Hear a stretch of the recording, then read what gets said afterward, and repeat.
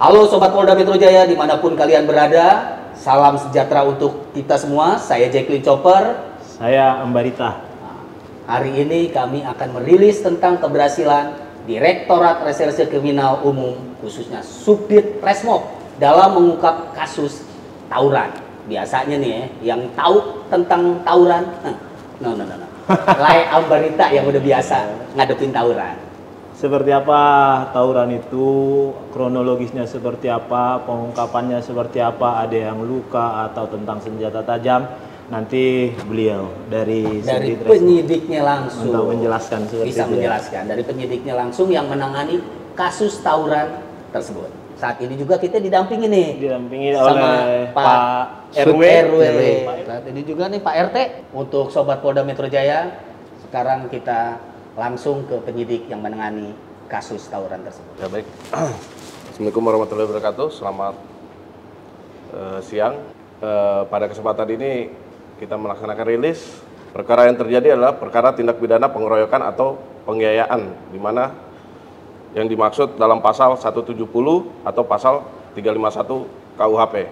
Waktu kejadian itu hari Sabtu tanggal 29 Oktober 2022. TKP Jalan Jambore depan Teras Trimbun, RT RW 0506, Kelurahan Cibubur, Kecamatan Ciracas, Jakarta Timur. Baik, saya lanjutkan untuk kronologi awal, di mana korban ini sedang nongkrong bersama dengan rekan-rekannya. Tiba-tiba didatangi oleh beberapa orang yang menyampaikan bahwa ada ribut nih, ada ribut. Tapi dari pihak korban ini atau kawan-kawan korban juga tidak mengenal ini pihak mana. Pada saat itu yang 3 orang tidak dikenal tadi datang kembali mengajak korban beserta teman-temannya untuk ikut ke suatu lokasi. Oh gitu. Ya, jadi ikut ke suatu lokasi. Di dalam perjalanan, belum sampai di lokasi tersebut, di dalam perjalanan mereka bertemu dengan kelompok lain atau kelompok pelaku. Kita sebut kelompok pelaku. Nah, karena kalah jumlah, ya, jadi dari pihak pelaku diperkirakan ada sekitar 6 motor sampai dengan 7 motor dengan jumlah orangnya sekitar 12 orang. Sedangkan mereka hanya diperkirakan sekitar 6 orang dengan 2 kendaraan. Jadi yang 3 orang tadi yang tidak dikenal langsung kabur, termasuk dari pihak korban juga, karena merasa tidak seimbang akhirnya mencoba untuk melarikan diri. Tetapi pada saat melarikan diri dikejar oleh pelaku, yang mana korban sendiri sempat terkena bacokan di sekitar lutut atau kaki. Nah, korban terjatuh, akhirnya dikeroyok bersama-sama. Jadi seperti itu kronologi singkatnya.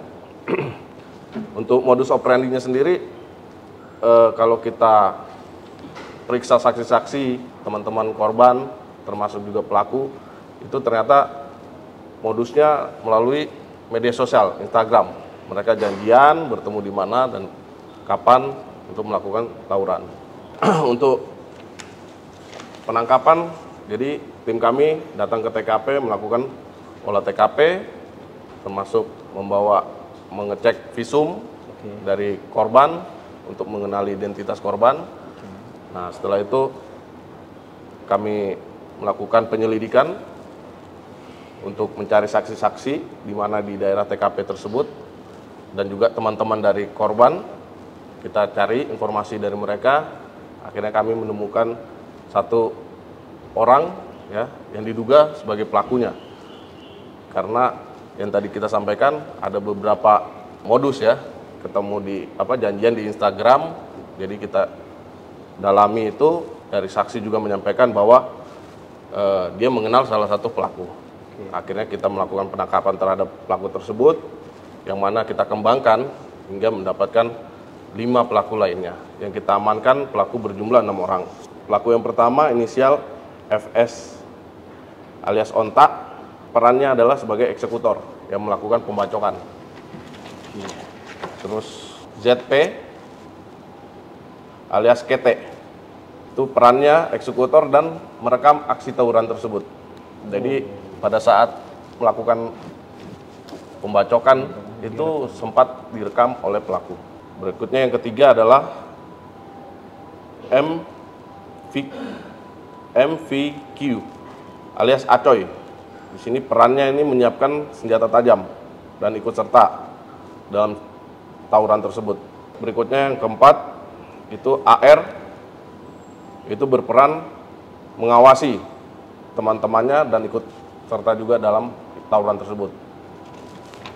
Selanjutnya J alias Jun, itu berperan membawa senjata tajam dan ikut aksi tawuran tersebut.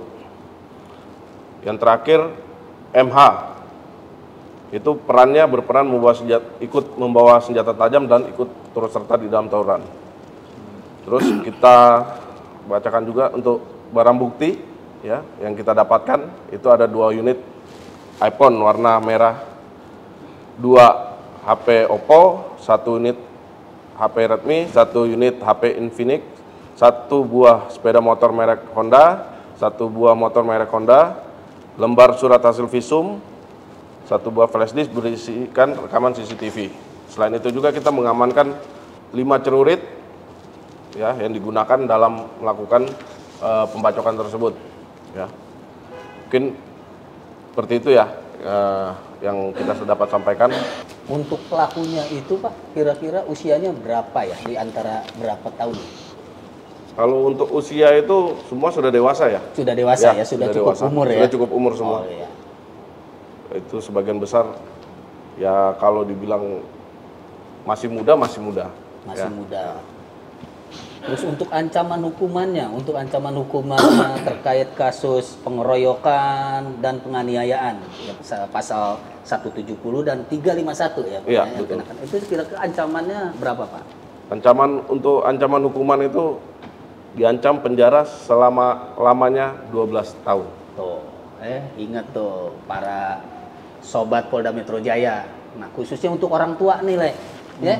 Harus perhatiin tuh anak-anaknya karena udah ketahuan tuh ancaman hukumannya nyampe berapa tahun Pak? 12 tahun. 12 tahun. Yang ada yang tadinya masih sekolah, yang ada nggak bisa sekolah jadi berantakan. Ada Pak RW. Pak RW, tanggapan Pak RW tentang kejadian sekarang ini yang sedang marak terjadi tentang tawuran-tawuran ini gimana Pak? Saya atas nama pengurus RW dan warga merasa sedih. Saya datang ke sini beserta ibunya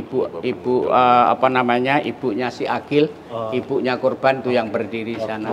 Ya.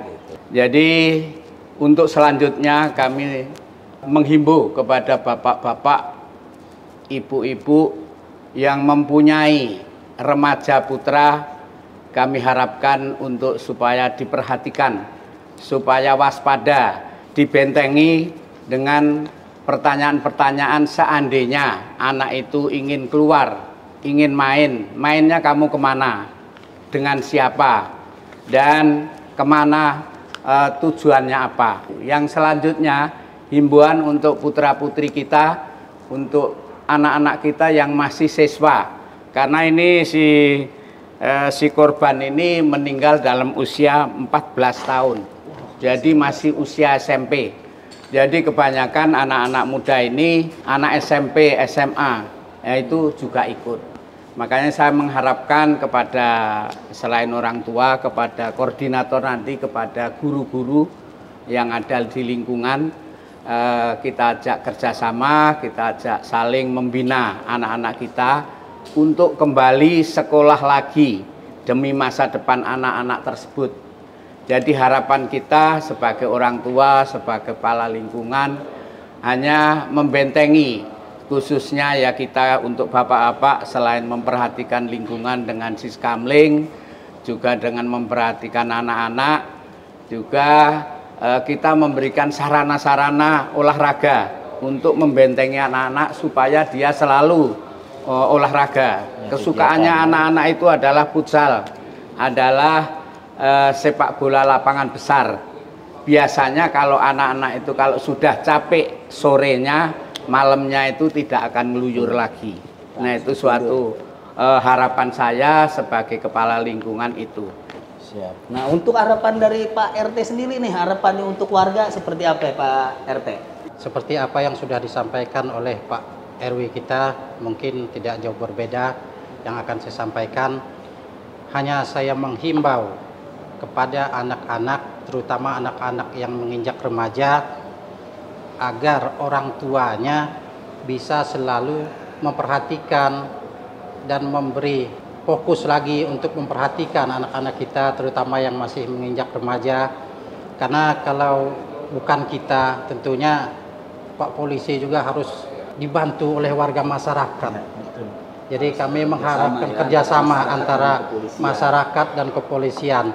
Jadi saya menghimbau untuk orang tua daripada anak-anak kita, tolong diawasi, dikontrol, dan lebih ekstra lagi untuk mengawasi putra-putri kita. Dan anak-anak ini bisa lebih positif lagi kegiatannya daripada nongkrong yang memang tidak jelas. Lebih baik mencari kerjaan yang memang positif lah intinya untuk kebaikan kita bersama. Mungkin itu saja. Terima kasih. Assalamualaikum warahmatullahi wabarakatuh. Waalaikumsalam warahmatullahi wabarakatuh. Harapan komandan itu untuk yang belum melakukan tawuran itu seperti apa, komandan? Mohon izin. Pada dasarnya kami tidak ingin kejadian ini terjadi, ya. Heart to heart nih, Bang. Ya, ini kejadian ini tidak terjadi. Bagaimana caranya supaya tidak terjadi? Walaupun ini tugas kami untuk mengungkap kejahatan, alangkah baiknya kita lebih ke pencegahan. Ya. Kenapa saya sampaikan ini? Ya, ini untuk edukasi kepada seluruh masyarakat, orang tua khususnya yang punya anak-anak remaja, ya. Pencegahan itu lebih baik daripada mengobati. Jadi harapan komandan tadi sudah kepada itu yang sudah melakukan dan belum melakukan agar supaya tidak ada kalian bisa lari kemanapun sama Subdit Resmob. Betul. Ini saya berpikir dari tadi kok bisa ditangkap ya? Bisa lah, polisi kita lah ya udah canggih-canggih, udah pinter-pinter lah. Mantan Tapi jangan lupa ada peran masyarakat juga. Iya dong. Kalau masyarakatnya nggak terbuka, nggak menyampaikan, mungkin tidak akan terungkap. Gitu loh.